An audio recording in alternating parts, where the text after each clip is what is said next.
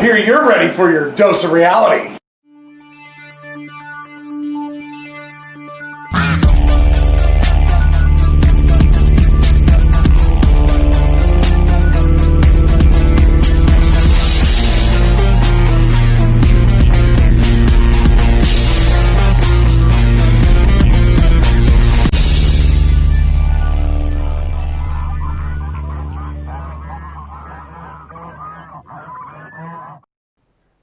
What's up, everybody? Welcome back to the Dr. Quack podcast.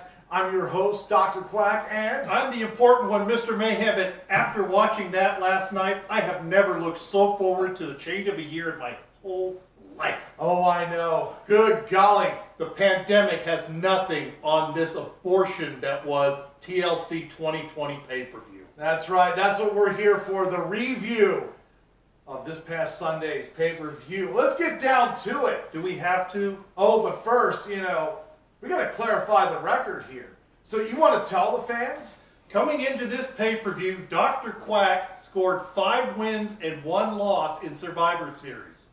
And the important one got 1 and 5, but he gave me half credit because I did predict that Lana would be the sole survivor, and she was. So I got a half credit, so my record is 1.5 and 5, and he is 5 and 1 coming into this pay-per-view. That's right. We're going to break it down here. Opening match here, not on the main show, on the pre-show. We are counting this one. 8-man tag, Big E, Otis, Gable, and Daniel Bryan taking on Sami Zayn, Cesaro, Nakamura, and King Corbin. This match was really 2 to 3 storylines being solved at one time for reasons. They had plenty of time on the pay-per-view. A couple of these matches went too long, and it was only like 10 minutes. So this was really to push the Big E, Sami Zayn storyline. And one that may come out of this one is Cesaro and Nakamura against Otis and Chad Gable. I've actually liked to see Cesaro and Chad Gable for a while, 2 of the stronger guys that don't have superhero and physiques. And Big E got the pin over Sami Zayn, so that continues their storyline. All in all, this was just a spot fest. It was, hey, get 8 minutes, put over all these different storylines. But it was entertaining. I did give it 2 stars. Yeah, I was about the same way. I mean, it was a good match for pre-show. This man got a point for it because he did predict Big E taking on Sami Zayn. That did happen in the 8-man. Yes. Now, I don't get the extra point because I predicted Sami Zayn would win by some nefarious count-out or disqualification. So I don't get the extra point, but I do get 1 point for that one. Yeah. He definitely is there on that. The next big match, this was the opener, and like we always talked about curtain jerkers, now it's either the Raw or SmackDown title opening up a show, and this time it was Raw. AJ Styles versus Drew McIntyre. How'd you feel about that match? Tables, ladders, and chairs. This match, as I said in the preview of this pay-per-view, I would like to see AJ Styles with another run, although I am a McIntyre fan, and I did go for Drew McIntyre. He did retain, but this match was a lot of fun. Halfway through, The Miz came in, and there may be something playing on Raw. We're filming this before Raw airs, because John Morrison cashed in the Money in the Bank for The Miz halfway through the match. I think that's going to come out. I think it will. I don't think they're going to have the 2 of them feud, but it may be something along the lines of setting up Miz going into the next pay-per-view, saying he wants a clean opportunity. That's right. So Miz deserved that after this. So after the Miz got in, this match was 3 stars until the Miz got in there, and the Miz actually increased the intensity because the 3 of them constantly pulling each other up and down the ladders. And then the final thing where Drew McIntyre pushed over the ladder, I bumped this one all the way up to 4 stars. I really enjoyed this match. Yes, and normally you ain't supposed to steal the show on your opening match, but I felt like that's what they were going for. They did a really great job. And I'm going to continue to say, I know you're not a big, huge Drew McIntyre fan. He's okay. Right now, I would say Drew McIntyre is the best person at selling his injuries in the WWE. I I believed he was really hurt for about 10 or 15 minutes, and I've been in the business a long time.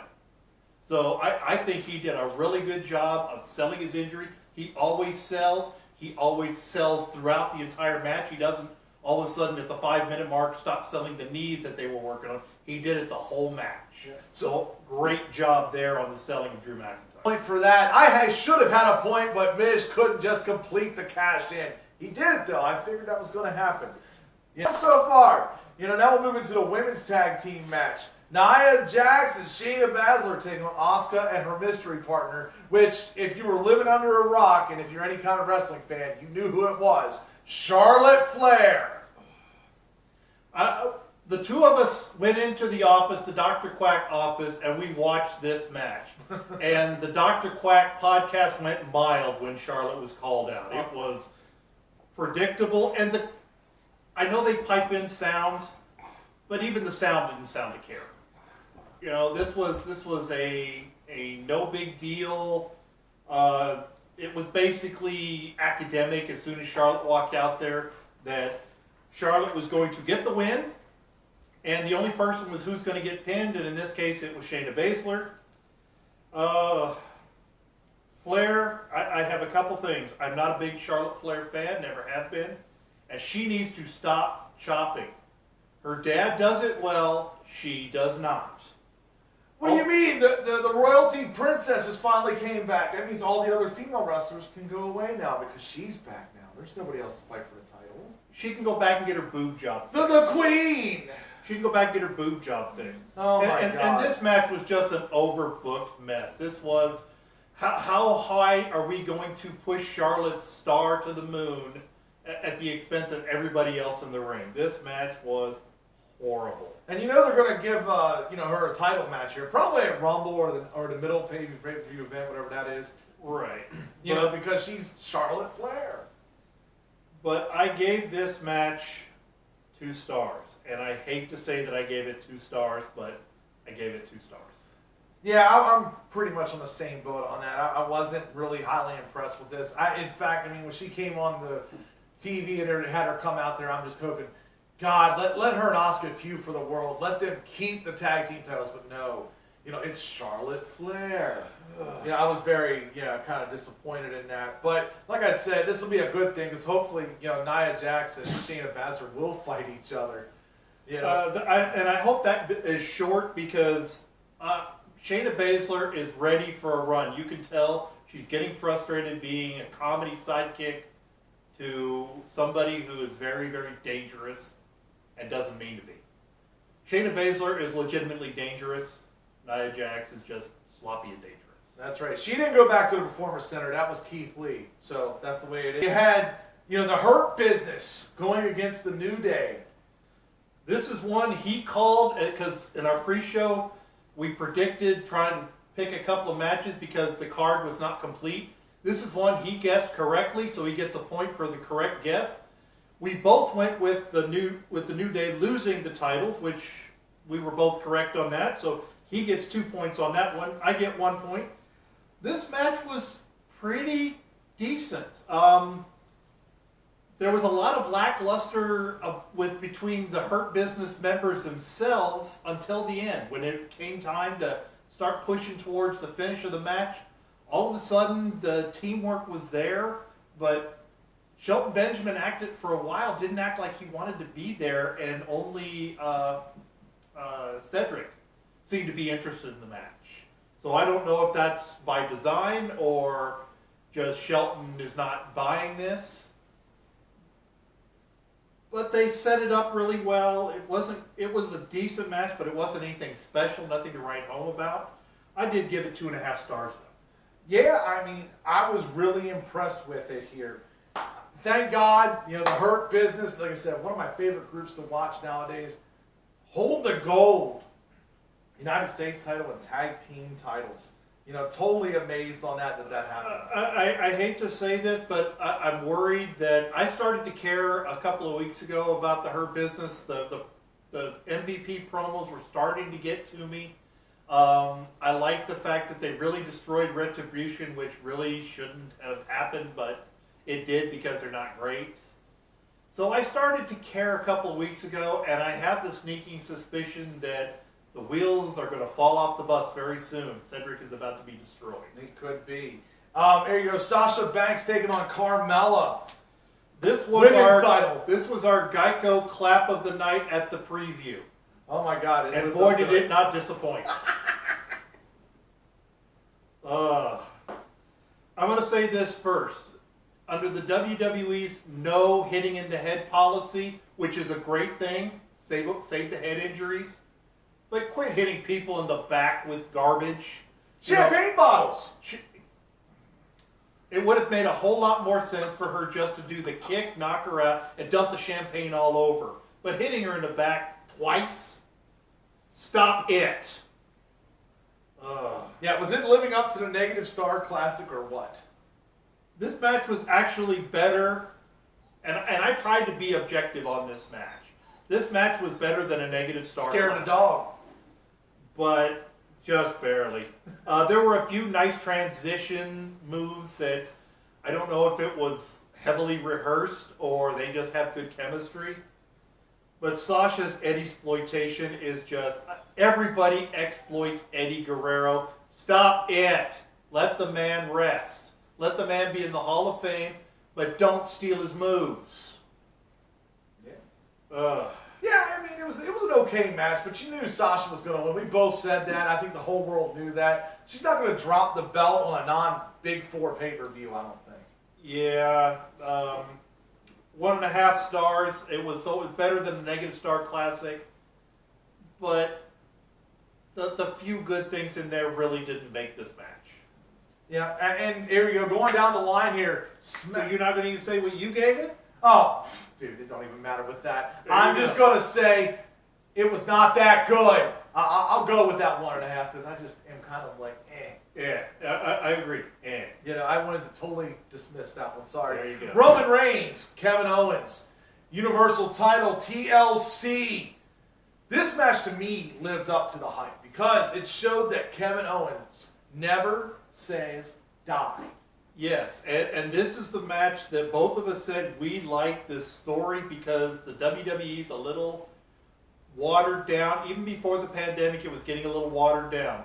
There's apparently some unconfirmed reports that USA Network is very upset with the current Raw booking and wants to see it a little darker, like this storyline in SmackDown.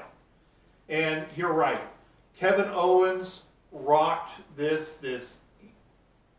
I'm going to make the prediction now that either Kevin Owens wins the Royal Rumble or it's going to be facing Roman Reigns at the Royal Rumble. Okay. So it's going to be one of those two things, and I originally said I don't see Roman losing the title till after Mania. He may lose it before Mania so that your idea of Goldberg or The Rock not winning the title makes more sense. But this match was great. The intensity was off the chart without being overboard. You know, some matches you can get overboard. This one used the tables and the chairs and the ladders liberally, but not overboard. And I also gave this match 4 stars. Yeah, I mean, I'm going to go 3.5. It was good except for one fact here, okay? I wish it would have stayed 1-on-1.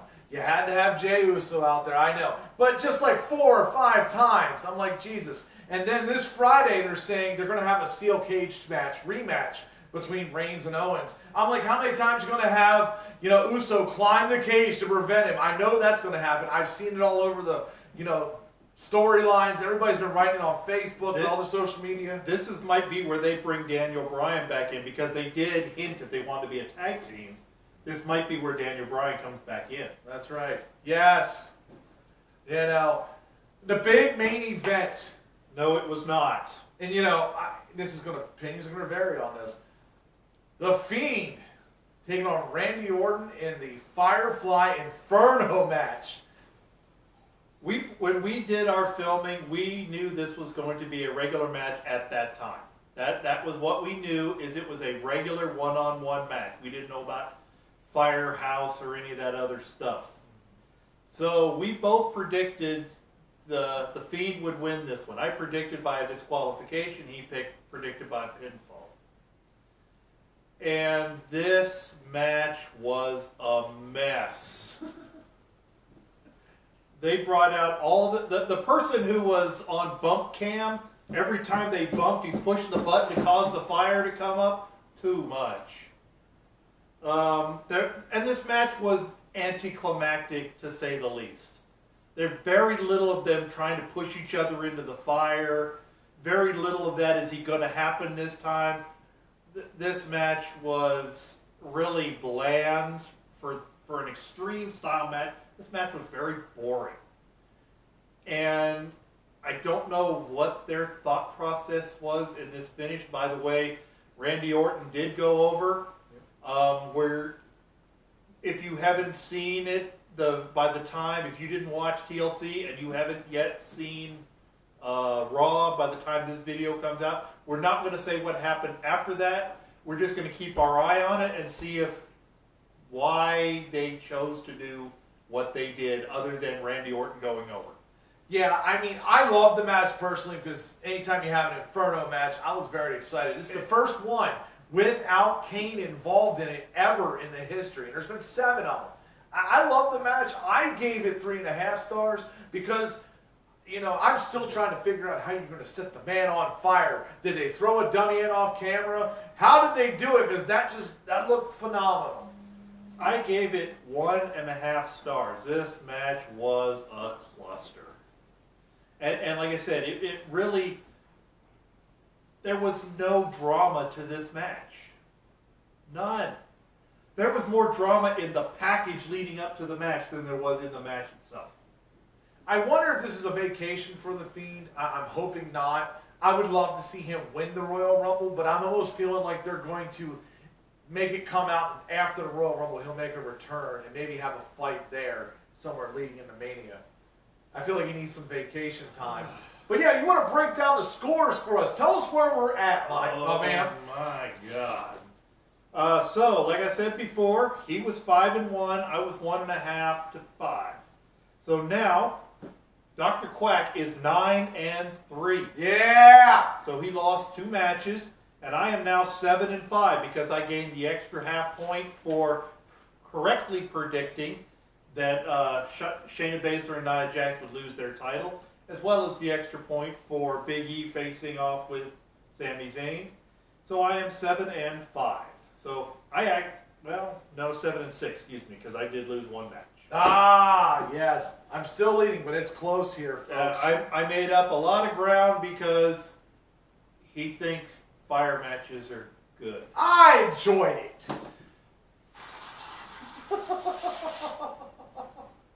Go away.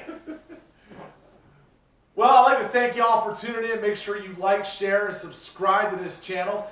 I'm your host, Dr. Quack. And I'm the important one, Mr. Mayhem, telling you, watch our next video coming out. And I'm out.